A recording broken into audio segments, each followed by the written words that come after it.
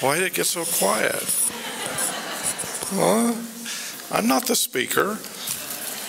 Ladies and gentlemen, I'm Sandy Quinn, President of the Richard Nixon Foundation. Thank you for coming.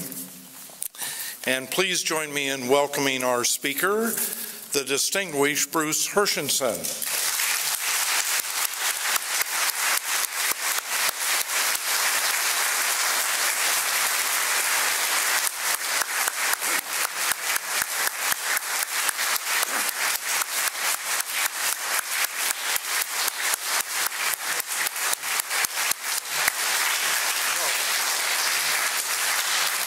That concludes our program. Thank you for coming. I want to take just a few minutes to tell you some exciting things that are coming up in addition to his speech, which will begin when I'm through in 45 or 50 minutes. We have a series of great speakers coming. So I'm going to roll through them real quick. We have Ann Coulter and her new book, Demonic, which you've probably seen and heard about, and she'll be here on June 30th at 7 o'clock. And tickets are now on sale in our museum store for that. We have Laura Ingram coming on the 28th at 7 o'clock for her new book of The Ice Zing. And she and Ann are always popular here, and their 7 o'clock programs. The one with Ann is a combination with KABC radio, and she'll be here on the John Phillips show, which will be here that night, and John will be participating with her in the program. Margaret Hoover, the great-granddaughter of President Hoover, will be here on July 28th at 7 o'clock, and you've seen her on television too. She's a popular personality, and she has a new book on conservative politics coming out this month. We will have a series of Meet the Presidents programs, and there's literature in our museum store on that, and if you get our newsletter or our postcards, you've probably already seen that these are great programs right here in the East Room at 10:30. They're free. We have, I think, 6 of them this summer. We have President Washington, President Jefferson, President Lincoln, Teddy Roosevelt. Ed Nixon does his brother.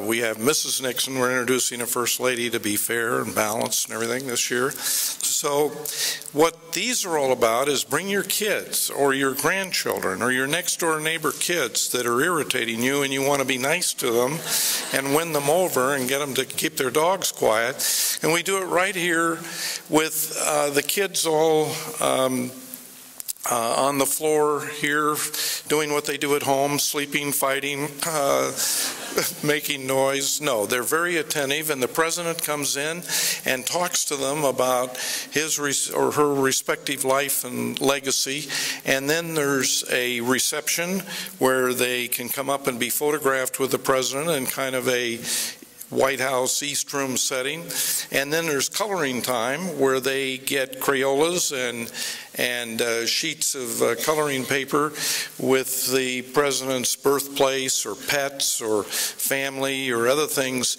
so that they can learn more about them and color at the same time. Then to top it off, knowing how big budget we are, we have punch and cookies. That, of course, is why they come. But they're great, they're educational, and everybody loves them. This is the 3rd year we've done them, so bring your kids and your neighbor kids and anybody else who you think would enjoy that. A couple of other things. This is the 40th anniversary of ping pong diplomacy. That amazing match between Chinese Olympic champs and American Olympic champs that kind of happened by chance when one American player missed a bus in a competition at Japan. The Chinese players were pulling out in their bus. They saw the American loss. They said, come on and join our bus. That moment in time began a relationship between these two ping pong teams that resulted in Mao seeing this and saying, you know, this could be very instrumental in something I want to do, which is create some diplomatic relations with the United States. So it paved the way for President Nixon then in 1972 to do his historic peace journey to then Peking. So what we're doing in this very room on July 8th is doing a rematch of those original players, a little bit older now, not quite the swing and the return that they had then, but still the spirit. And in this room, we will do a rematch between American players who were on that team and the Chinese. And it's open to the public, free. At 9 o'clock, we'll have elaborate ceremonies during the day. And I think it'll be fun, it's historic, and it'll be a great event. So mark that down. The night before, we're having a welcome barbecue. We're going to show them how Americans celebrate during the summer. We're going to do a barbecue and have them dress informally and do a little square dancing and get to know our Chinese friends. So that's coming up. And then the next year, of course, is the 40th anniversary of President Nixon's trip to China, and we're not ready to announce it, but we've got some great plans for that coming up. Note, too, that on 9/11, we always, every year, we've done a commemorative program for that occasion, and this year being the 10th anniversary, we're bringing 16 tons of World Trade Center steel that peeled off, burned off, was blown off the two towers, and you can see windows all curved and tragically damaged. And we're bringing one of the first responder aerial fire trucks that was there that day and stayed, and then the fire department had to retire it. But we'll have them both on display here.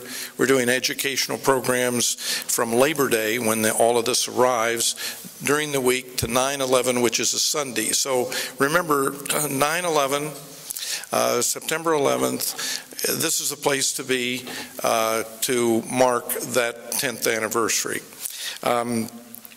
Then, as you know, Prince William and Princess Kate are coming to America. They will be, well, they're not going to be here, I'm sorry. Well, we're working on it. We're working on it. You never know. You never know. Well, here they are now. My God. Enough foolishness. We have a great friend in Bruce Herschensohn. I say we, being the Nixon Foundation, but you too, because by being here tonight, you're expressing interest in what's going on in the world and want to hear more about it by somebody who knows a lot about it. Whenever we have one of these issues and we know that our constituency, our members, our neighbors, our community is interested in hearing more about it, we call on Bruce. And Bruce has been here countless times. He's been at this podium many times at our invitation and never disappoints us or the audience. How many of you were here for his talk on what would Richard Nixon do with the Egyptian situation a couple of months ago? Anybody? Well, those of you who are here for the first time to hear Bruce know how insightful his presentations are. And he's spent a life in public affairs, in global affairs, in foreign policy, in government. He's been to 90 countries. He was head of the USIA Motion Picture Unit, award-winning like no other government agency, the Oscar. Distinguished career in just film production, messaging, communicating. He was voted one of the most 10 outstanding young federal employees. Richard Nixon recruited him as a deputy assistant to him at the White House. He knew and worked closely with President Nixon. He is a good friend of the family. They love and admire him. count on his wise counsel, as do we, as will you. Ladies and gentlemen, it's my pleasure to introduce commentator and professor doing foreign policy roundtables now at Claremont College, or pardon me, at Pepperdine College, Bruce Herschensohn.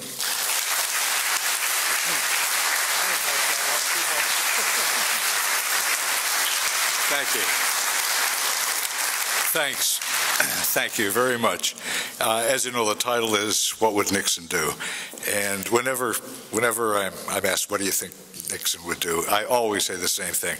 I cannot be presumptuous enough to say I know what he would do if he was president. I can't. But I can just tell you what I believe he would do. And in this particular area, this subject, I got a lot to base it on, a lot of discussions with him on Israel, particularly in his post-presidential years. And then when I was working for him, the Yom Kippur War came up. He gave 27,000 tons of military equipment to Israel in a flash. He told his Secretary of Defense, it was James Schlesinger, whatever they want, send anything we have that flies. All of that brought about a statement from Golda Meir, who was the prime minister at the time. In her later years, she said that President Nixon was the best friend that Israel ever had in the White House. So, knowing all of that, let me just say what I believe. Very convinced what President Nixon would do if he were president at this time. I am convinced he would support Prime Minister Benjamin Netanyahu all the way.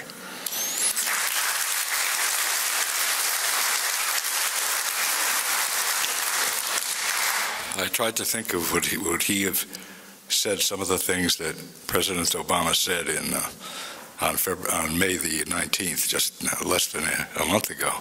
Not a chance. President Obama used the term occupation, that Israel was occupying Palestinian land.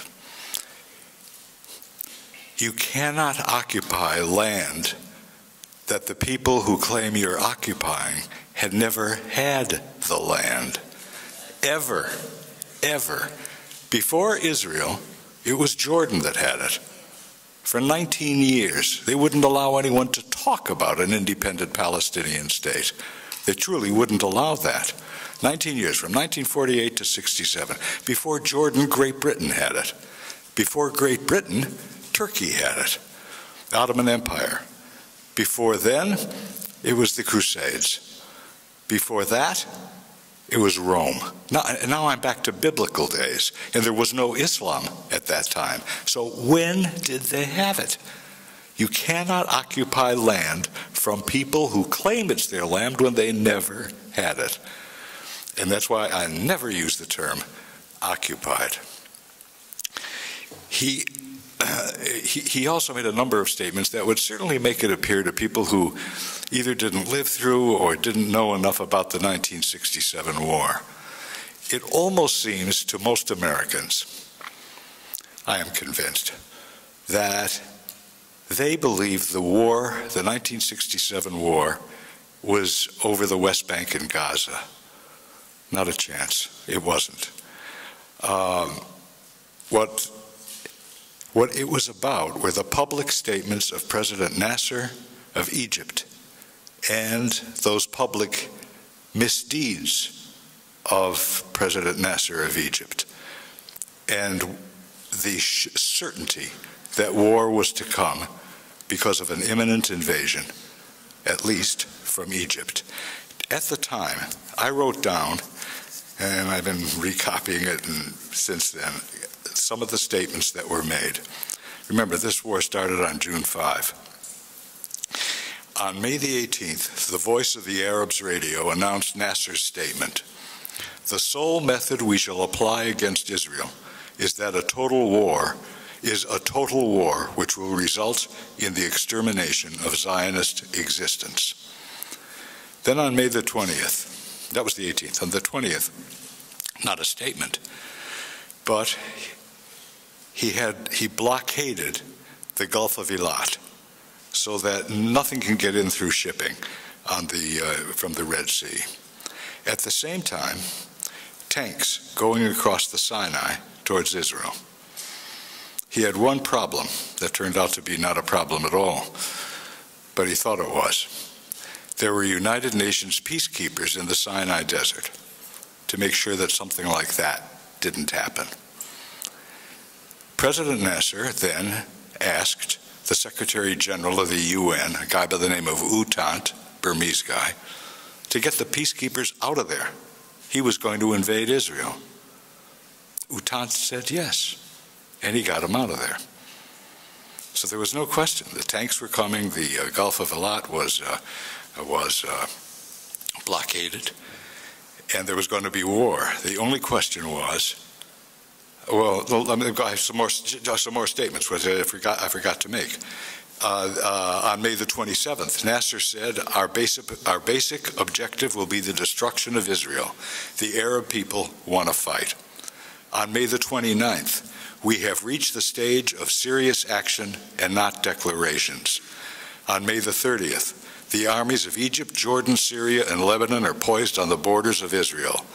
And then Nasser received the commitment of President Aref of Iraq, saying, our goal is clear, to wipe Israel off the map. Okay, it was rather clear there was going to be war. What wasn't clear was how many Arab states would enter into it. For sure, it was going, when I say enter into it, they were all going to support it. But often in conflicts, you'll get support of different nations, but not necessarily troops or tanks or whatever it may take. They knew with absolute certainty that there would be two fronts, one in the west from Egypt, one in the north from Syria. What they wanted to avoid, they felt they could win this, Israel did. But what they did not know and not want would be a third front from Jordan. And that they want to ensure didn't happen. They were not confident about winning a three-front war. And so Prime Minister Eshkol wanted King Hussein to know that if he would just sit on his hands during the war, if King Hussein would just sit on his hands, the chief of state of Jordan, during the war and do nothing, Israel would not take 1 inch of any territory claimed by Jordan, including the West Bank. But he couldn't see King Hussein because there were no diplomatic relations between Jordan and Israel. And so the American embassy was contacted. What Prime Minister Eshkol wanted was a United States diplomat to at least transmit the statement that he wouldn't touch 1 inch of Jordan if Jordan would not enter into the war on the side of Egypt and Syria. And he did this through the embassy in Tel Aviv. They did what all embassies do, contact Washington. It got all the way to LBJ, President Johnson, and it wasn't going to be an ambassador that was going to sit down with King Hussein. President Johnson sent the Undersecretary of State, a guy by the name of Eugene Rostow, to go and visit with King Hussein and tell him the message of Israel, that it guarantees it won't touch it. And Eugene Rostow also said that President Johnson wants you to know, King Hussein, that the United States guarantees that Israel won't touch you if you sit on your hands. Didn't get an answer from King Hussein. Then, on June the 5th, Israel had a preemptive attack on the airfields of Egypt and Syria. Every bit of the air forces were knocked out that morning. Egypt had no air force after that attack. Syria had no air force. They didn't touch Jordan. They were just waiting and hoping that he would sit on his hands, as they put it. By nightfall, Jordan sent tanks through the West Bank into Israel and attacked Israel. and then it was all three. It was a three-front war. Incidentally, when I use the term West Bank, I don't really like to use it. It's just what everyone is familiar with. West Bank, it was named West Bank by Jordan when they took it in 1948. For centuries, it was called Judea and Samaria. When I use the term, I just want you to know, I sort of flinch a bit. But I flinch a bit because I have to say it so that you know what I'm talking about, in case you didn't, in case some people didn't know about it really being Judea and Samaria. But they changed the name to the West Bank of the Jordan River. Right, when President Obama speaks of basing negotiations on the 1967 lines, he means before Israel won the war. Wait a minute. How would we like to have a discussion with Great Britain based before July 4th of 1776? We'll start from that place. Or the Mexican-American War. If we didn't base our borders on land that we got from war, we would be talking about this in Mexico, Yorba Linda, Mexico, right? But in this case, he wants to start the negotiations prior to the time that Israel won the war. Won the war in 6 days. They won the Sinai Desert from Egypt, Gaza from Egypt, the Golan Heights from Syria, the entire West Bank, or Judea and Samaria, from Jordan. Israel was 3 times bigger after the 6 days than it was prior to those 6 days. It was a tremendous victory. Those Arab states were so humiliated, they didn't want to blame Israel. Israel was too small. They blamed the United States. We didn't have time to do anything. A 6-day war is a 6-day war. But they blamed the United States, and practically all of them broke diplomatic relations with the U.S. because that seemed like a better deal. It was a huge country, the United States, a powerful country, so they acted as though they lost the war to the United States, which of course was not the case. I want to mention this because it seems to be more and more obvious. It started out sort of small, but it's more and more obvious as the time goes on. President Obama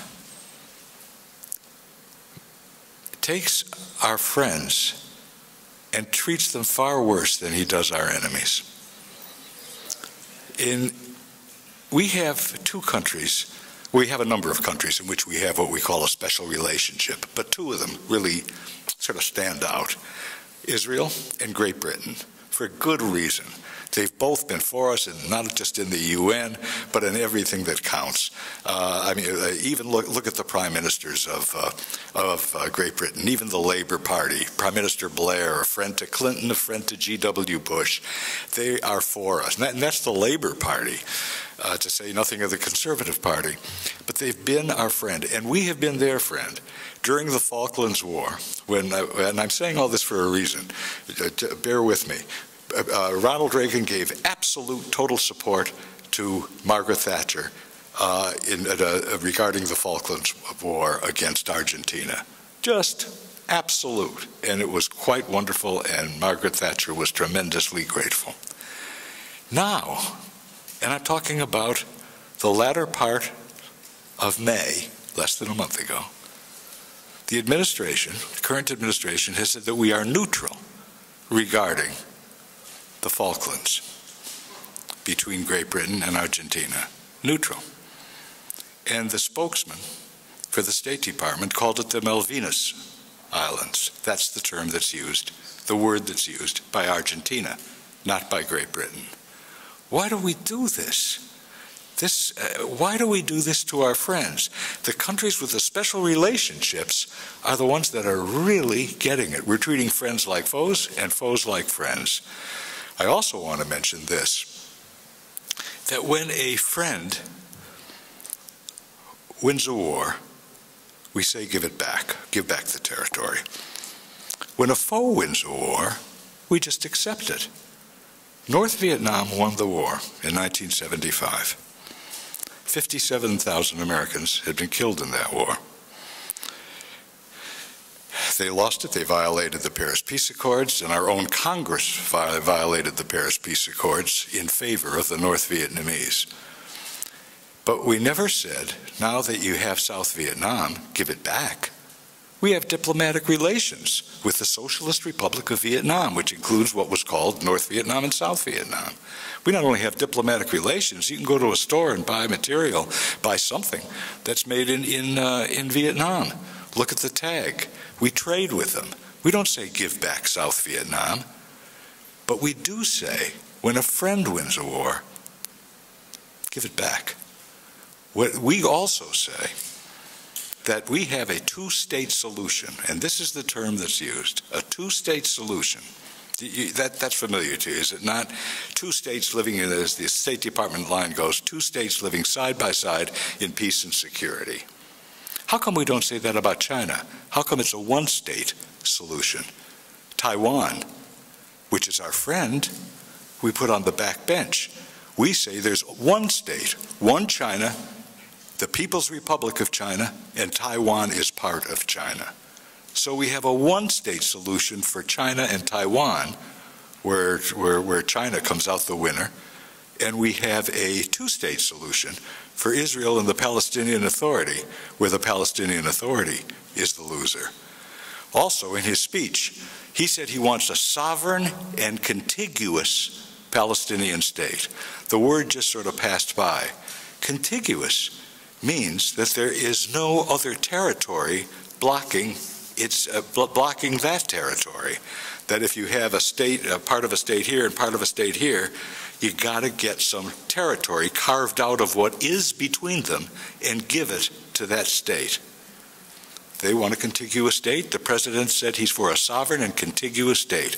That means something will be carved out of Israel, and Israel will be non-contiguous, because Gaza is in the west and the West Bank is in the east. There'll be something between, maybe a road, maybe something, but it'll cut Israel in half worse than the 1967 borders. And I don't know why we would be for that. Let me just get to this, just because it's important at least to know. The right of return. To me, it's absolutely absurd. What happened was in 1948, when Israel was created, I'm going to be a little fast on this because I don't want to go into a lot. I'd rather hear what you want to know about, but I'll just do this fast. There were 650,000 Arabs that left Israel at the time Israel was created. Left Israel. Israel had asked them to stay, and a lot of Arabs did stay, but 650,000 left because the Arab states told them it would only be temporary. Get out of Israel, it'll only be temporary, and we're going to take Israel, and then you can come back. That was 1948, 650,000. They now have 5 million, or so they say, that want to return. Well, the generations have gone on. These are your children, grandchildren, great-grandchildren. Maybe they're right. Maybe it is 5 million. But why the devil should they return? They have been in refugee camps in Arab countries. There are no refugee camps in Israel. They never integrated with the population, as we always do in the United States for any political refugees. I mean, we do it immediately. Vietnamese, Cambodians, Russians, Iranians, the works. But they have never integrated. Being a refugee in an Arab country becomes a career. It's what you are.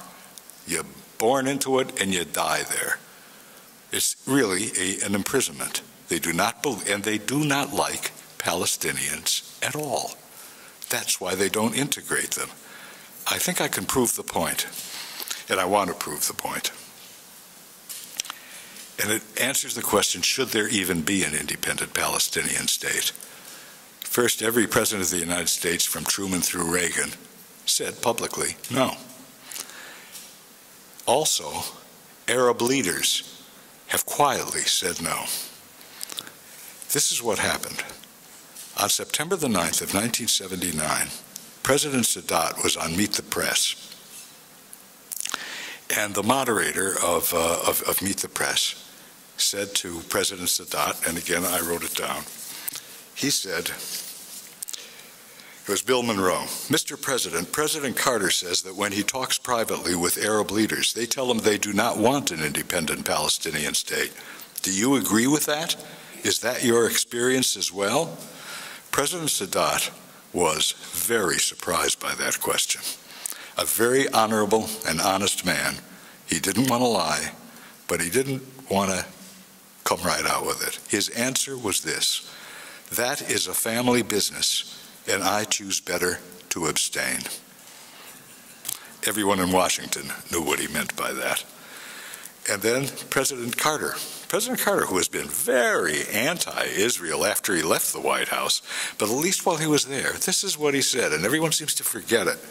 I am against any creation of a separate Palestinian state. I don't think it would be good for the Palestinians. I don't think it would be good for Israel. I don't think it would be good for the Arab neighbors of such a state. And think of it, too. If it went back to the 1967 lines, that would mean that Jordan would have the West Bank, and they sure don't want it. And Egypt would have Gaza. They refused it when Prime Minister Begin offered it to him at Camp David. Israel wanted to get rid of Gaza, and Egypt didn't want it. And Sadat was very, very much opposed to a Palestinian state.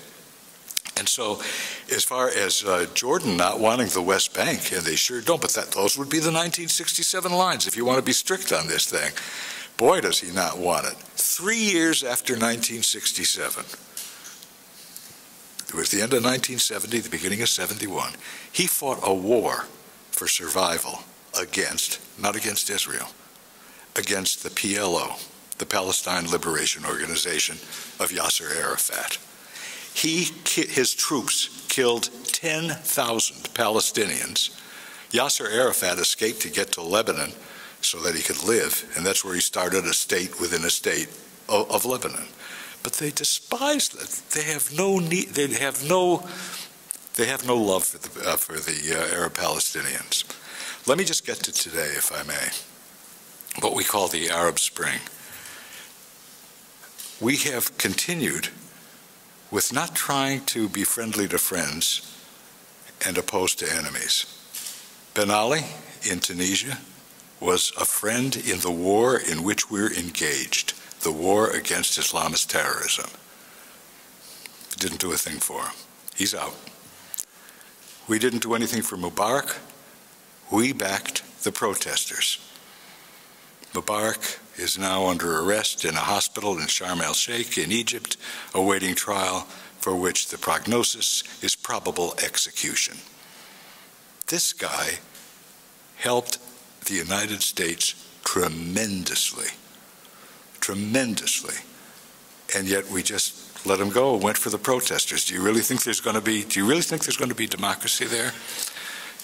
Do you think there's going to be a government that's friendly to the United States?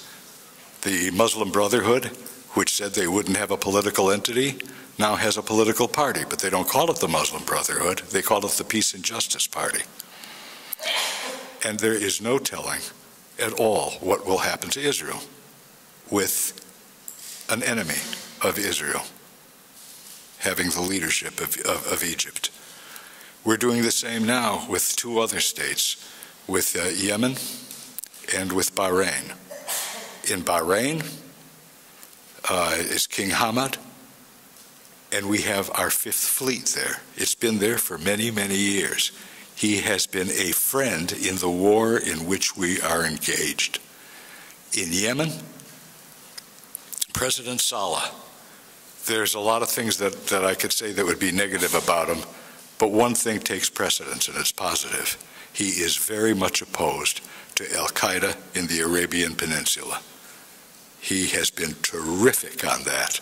If he goes, and he's already gone, I think he said the demonstrators wounded him. He went to a hospital. He didn't go to a hospital in his own country. He went to Riyadh in Saudi Arabia, which I think was very smart. When you consider Mubarak going to Sharm el-Sheikh in Egypt, he should have gotten out of Egypt right away. Saleh is now in Saudi Arabia, probably smart, but we've certainly showed no friendship toward him at all. No way that we did. On the chiefs of state who oppose us, very hesitant to say anything about Bashar al-Assad. Now we are, because it's so obvious, but it was obvious before. Secretary of State Clinton said that he was a real reformer. What did we say about the protests in Iran? Nothing. Zero. I want to tell you this. I'm going to read you a portion of what President Obama did say in his speech of May the 19th, this most recent speech. Great statement, and I want you to hear it. Let us remember that the first peaceful protests were in the streets of Tehran, where the government brutalized women and men and threw innocent people into jail. We still hear the chants echo from the rooftops of Tehran. The image of a young woman dying in the streets is still seared in our memory. But he didn't do anything at the time. Great statement. Terrific. I could applaud for that statement. But we didn't do it. We didn't do anything when it counted. And there's something else that I didn't like. He says, the image of a young woman dying in the streets is still seared in our memory. Does she have a name? You don't call her just a woman. Her name is Neda Solman. Now say it. He's President of the United States. Would there have been any harm to identify her as a particular individual, not just some woman? In Libya, I think it was right that we went in, but not in the rear. If we go into a military conflict, we better lead it for two reasons. One, so that we don't have to obey the UN or the EU or the Arab League. They can come along if they want to join us, but we lead always. And in that way, we can also lead when a victory comes to ensure that the next government is pro-US. That's in our interest, and by God, it's in the world's interest. I'm going to give you one story, and then, no, I want to tell you one fact and one story. Fact, very short one. You know, President Obama always speaks with derision about the inheritance that he got from George W. Bush. You know, very critical. I inherited this and all that stuff. I'd like him to tell what he inherited with Israel. He inherited a poll where 88% of the people said that they believed the United States is pro-Israel. That was under George W. Bush.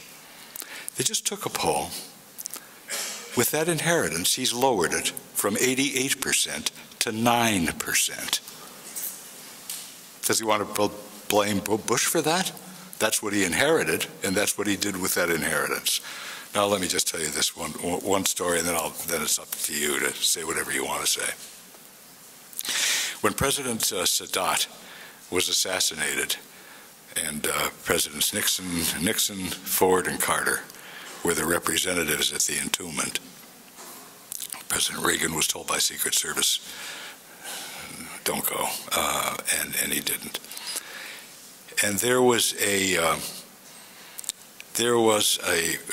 American delegation all stayed at one hotel. In fact, only Americans were at that hotel the night before the entombment.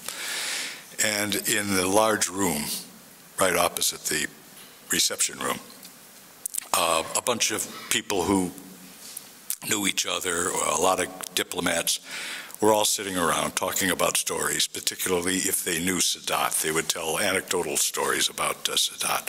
The three presidents were not there. A very top-ranking U.S. diplomat said this. He said, I was in this city shortly after the Shah's arrival here.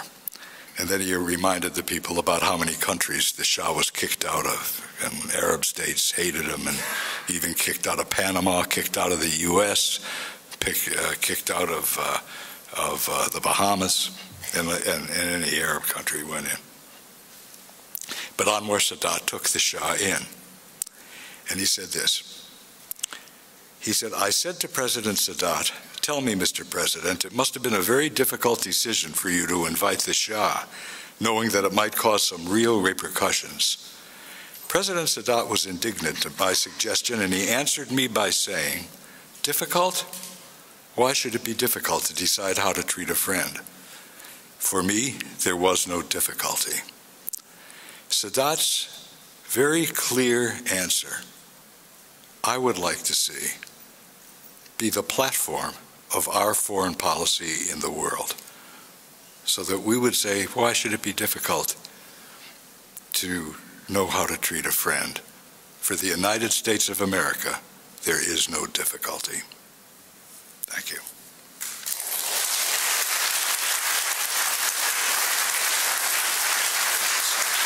Thanks. Thanks. Any questions, statements, or anything that you'd like to say to this? Yes, ma'am. Wait. Anthony will be by. What would you have recommended the president to do in Iran? In Iran? Yeah. To me, there's absolutely no question. You totally support the demonstrators. You don't say we want an end to violence on both sides. What do you mean on both sides? The demonstrators, it is the idea of you support a friend and you oppose a foe. It is so simple. I mean, really simple.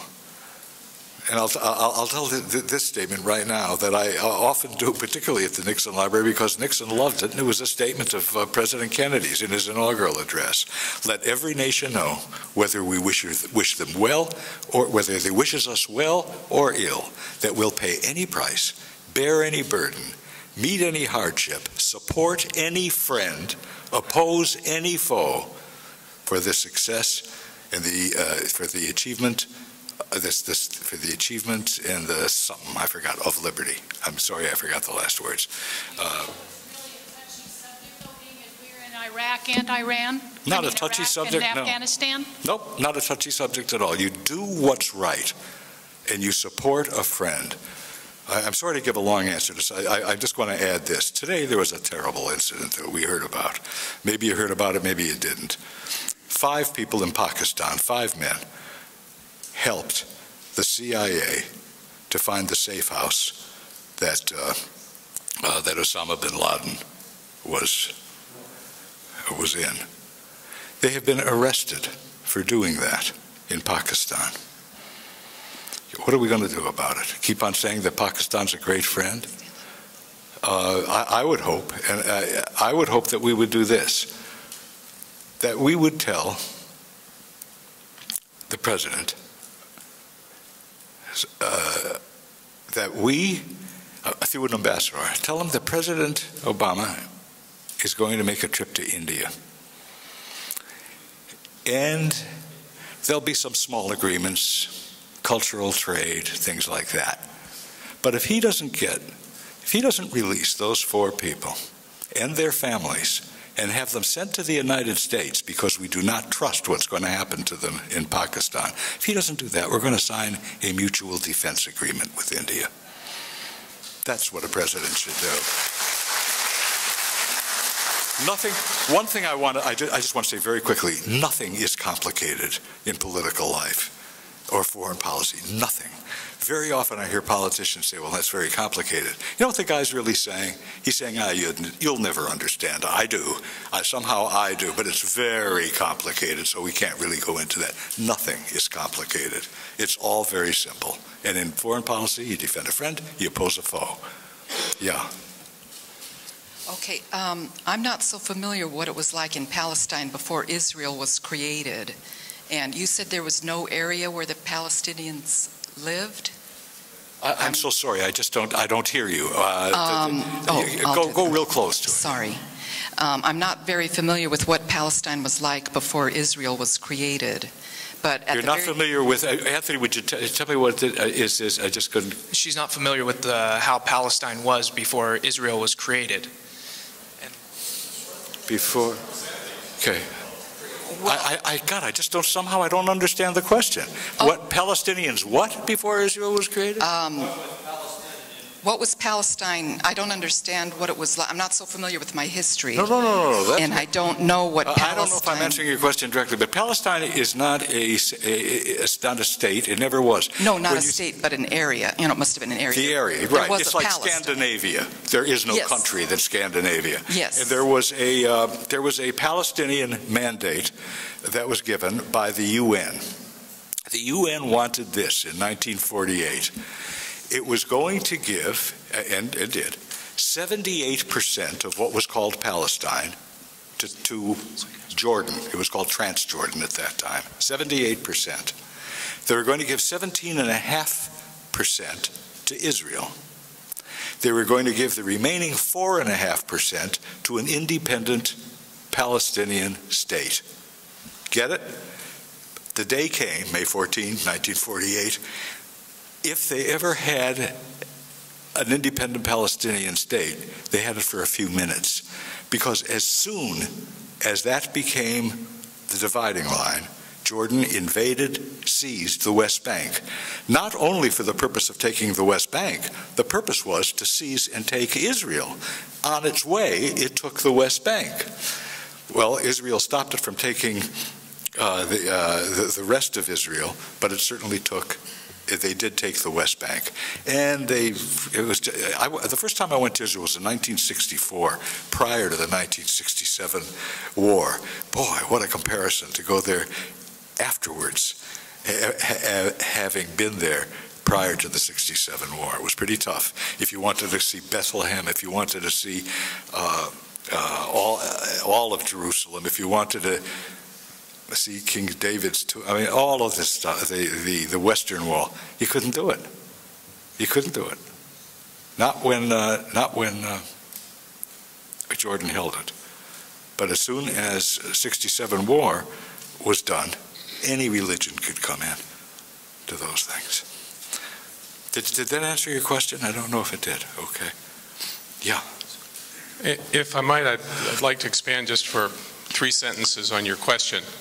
Prior to about 1880, the whole area that you're calling Palestine, which is actually the West Bank, Jordan, was essentially empty.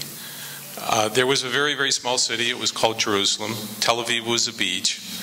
There were some small religious enclaves around the country, including in Tel Aviv, or including Jerusalem.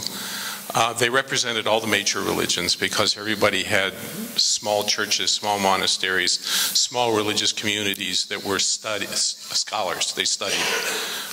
Very, very minor farming. They mostly lived by sending representatives around the world and begging money. So literally there was no one there. I lived in Israel during part of the Nixon administration. And I watched a lot of European politics, and I watched a lot of Arab politics up close. And what I saw, and I think it was a key to a lot of what Richard Nixon did, is the world was terrified of that man. They were terrified of what he would do to them if they angered him. And I think that made a lot of what he did possible. I think that President Obama could go to India and try and sign a mutual defense pact, which under a normal administration would certainly put China in a hard way. But I'm not sure that anybody would believe that President Obama meant it. No, look, I'm not using President Obama as a personality. In a sense, I'm saying what a president of the United States should do. That's what they should do, I believe. Because India is a friend, and it has a tradition now of democracy. Yeah. Hi. What you were talking about with Jordan, I read in a newspaper article probably 15 years ago that laid out basically what you were saying. And I tell you, in 15 years of reading the newspaper, I've never seen anything else written pertaining specifically to what you were saying. Why is the media not getting that story out? I'm not so sure they know the story. I don't know. It sure as heck is an interesting story. I don't know. I could never answer for so many of the things that the major media do. But you're right, and most people do not know these. And these, you know, this isn't something that you have to study. Is centuries back. This is in a lot of our lifetimes.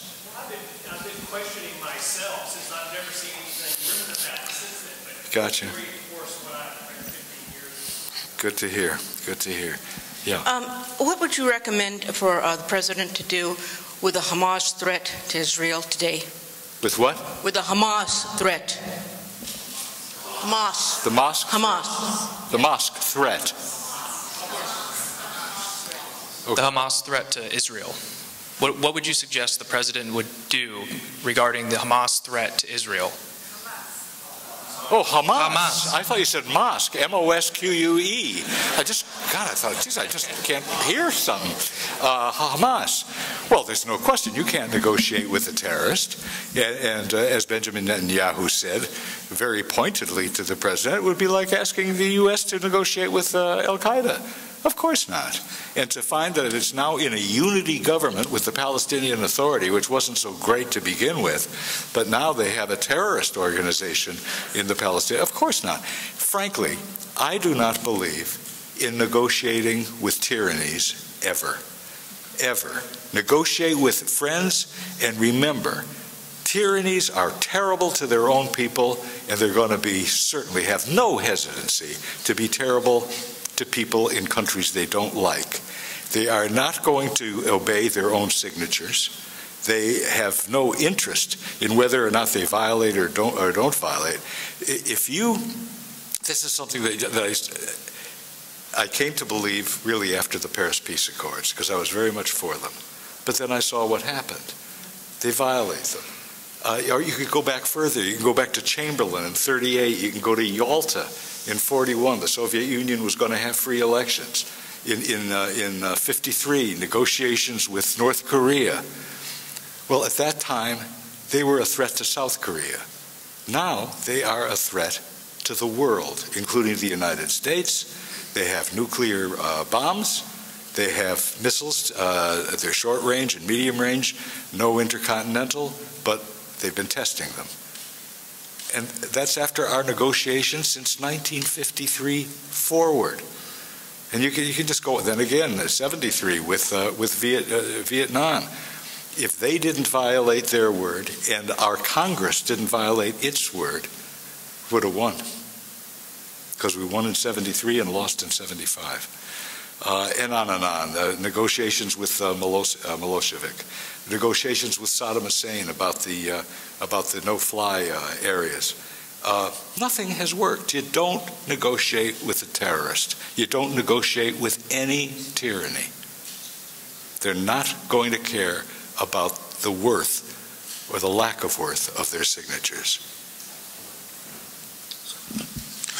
Yeah, I have a question about the nuclear problem that we're having with Iran, and how should the United States posture itself as far as, because obviously they don't need a nuclear program due to the fact that they have plenty of natural gas and oil there, and they are, working on a neutron initiator, which the only sole purpose is to detonate a nuclear warhead. So how should we posture ourselves as far as that threat in the Middle East and the world for that matter?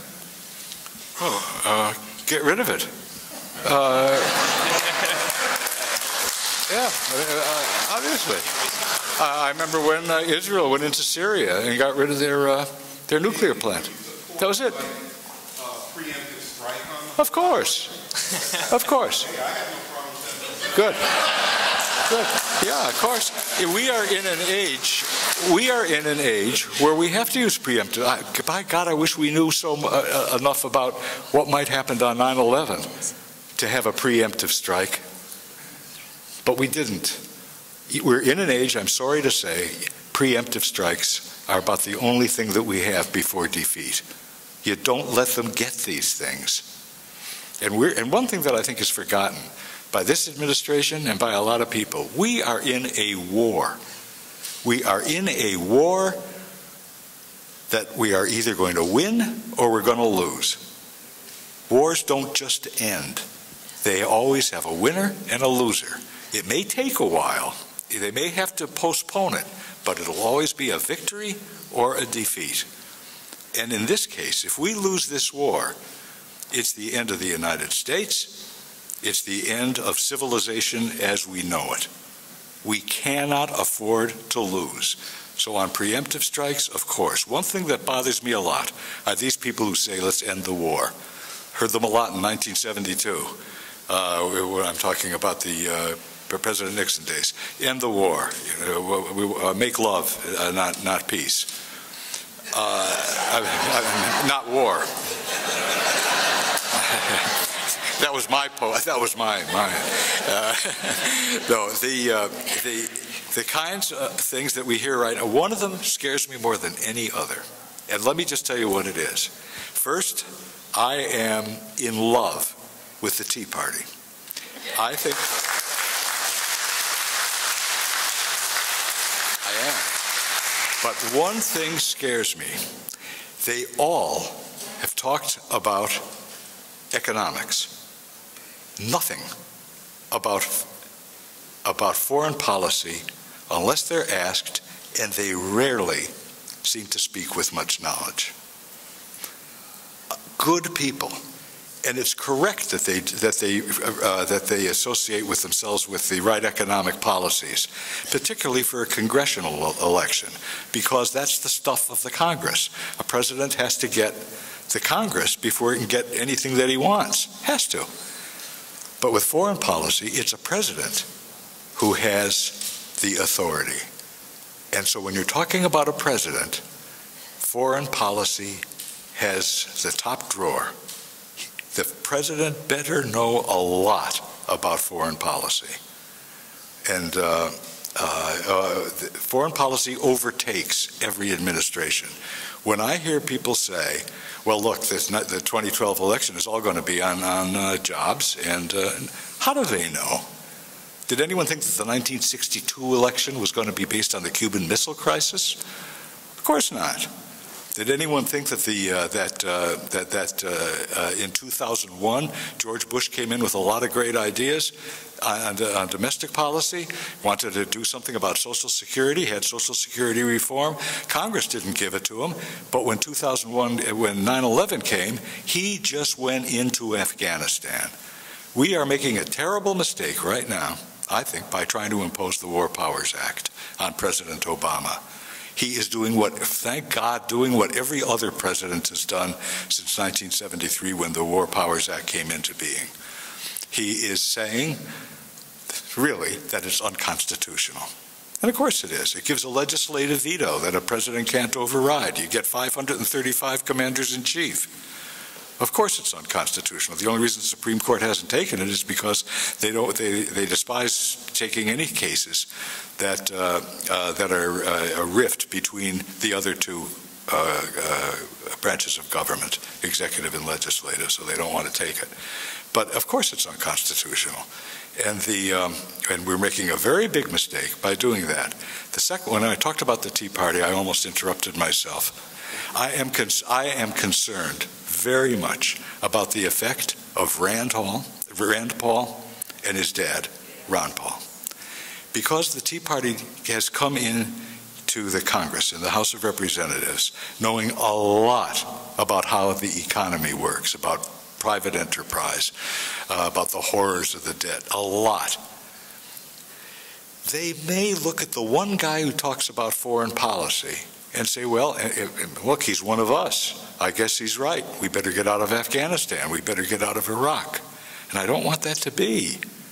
If Republicans feel the same as Democrats do, boy, we're not going to intervene anywhere.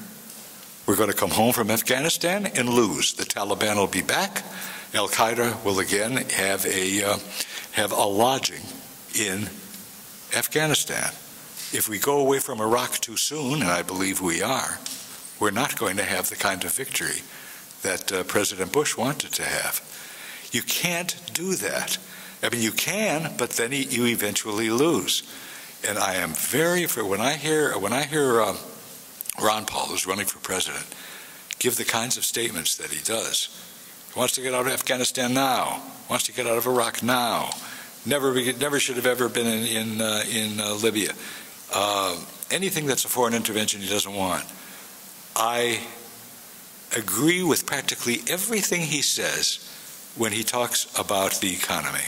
I agree with nothing he says when he talks about foreign policy. And I am very fearful that we are turning back into an isolationist country. The Republicans had the isolationist bug on them previous to World War II. The Democrats surely have had it since McGovern forward.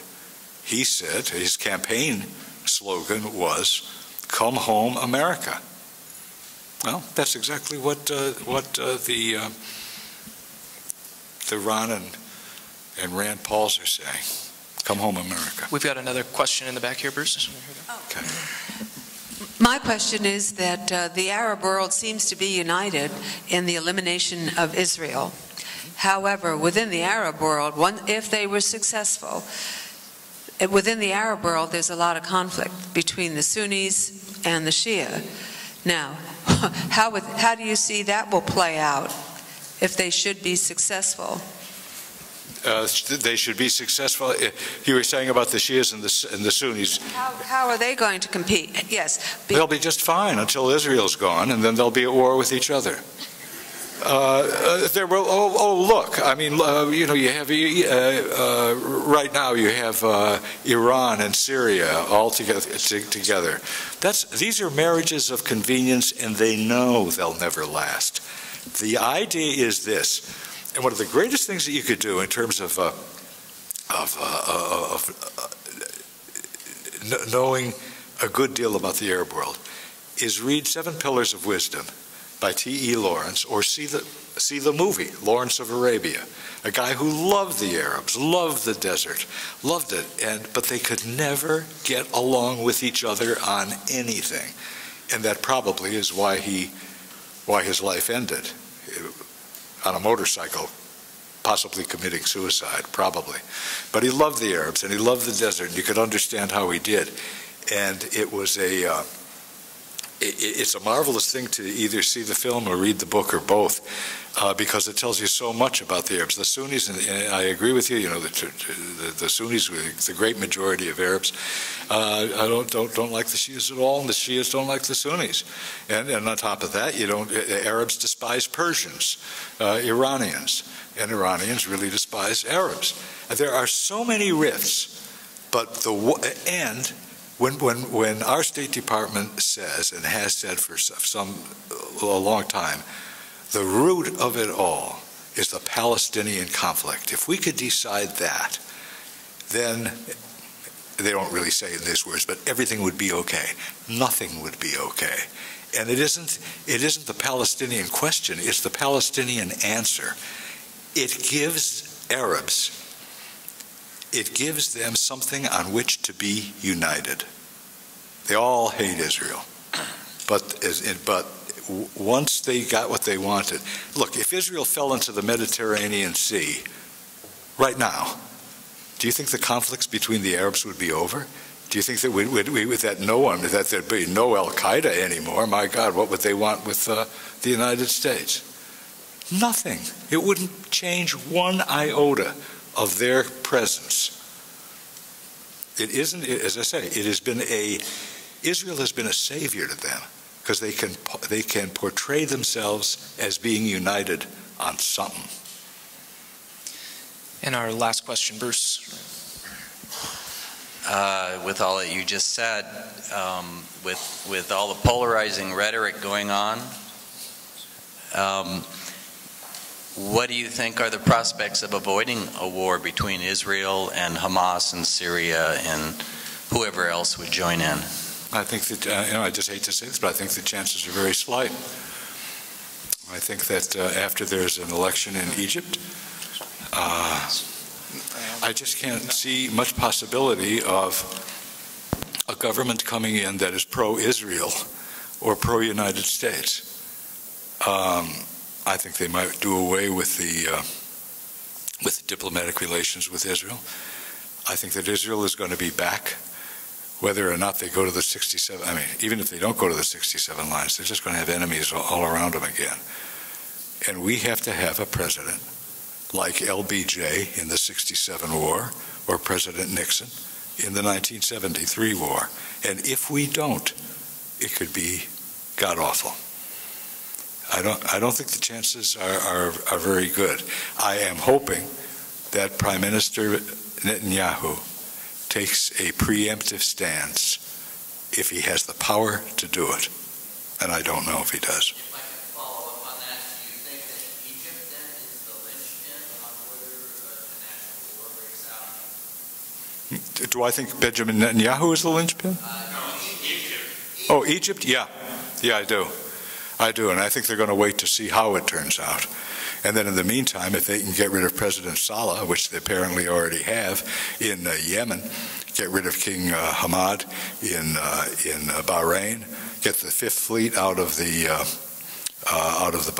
Bahrain's waters, boy, they really got it made. And we're sitting around saying, gee, we're for the demonstrators. These tyrants are terrible. Please keep in mind that when you're in a war, you should always defend the one who is best for you as America, the United States, even if it may not be your cup of tea, your guy. If you look through the people that we associated with in the Cold War, a lot of dictators, but by God, they were better than the alternative, because the alternative were Soviet proxies. And so look at FDR. Who was our ally other than Churchill? Joseph Stalin, of all people. He was our ally because at that time, Hitler was the greater threat. And then as soon as Hitler was done, we knew Stalin. We knew he was a threat even when the war was on. But if it wasn't him, it would have been Hitler. We wanted to win World War II, and we want to win the war against Islamist terrorism. And that is the most important duty that we have and that any president of the United States has. It's why, in some ways, though I didn't agree with, you don't agree with anyone on everything, probably. One of the things that I just loved about President Bush, by God, I knew that what was really on his mind every day and every night was defending this country. You can't ask more of a...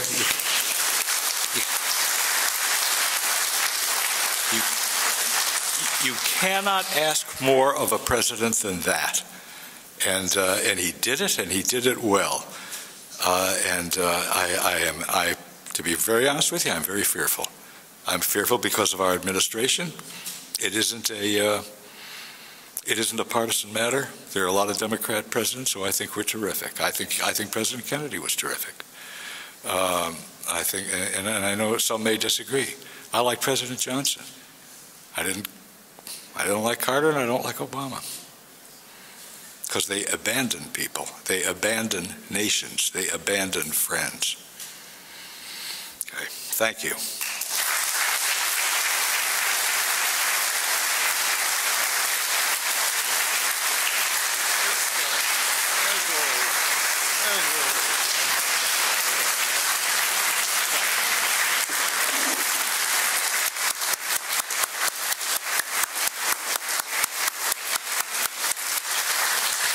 We love having Bruce here, and we hope he'll come back, which I think he will. There's going to be a lot more crises as this world unfolds, and we'll kind of make it a series. I couldn't let him go, of course, without giving him a nice gift. And this thematically to the program tonight, what would Nixon do? And we only did this on a limited edition. They're numbered because you asked for souvenirs, and these are. I know a number of you are asking already if these are available in our gift shop, and yes, they are. As a matter of fact, right now. Thank you for coming. I got to say one thing. Oh, listen, he's going to give me one. He's going to give me one of these. I have a collection of these. Now, at the gift shop, they'll cost you $7.50. Am I right? It's $5.25 if you get them from me. Hold on. Thank you for coming. Drive carefully.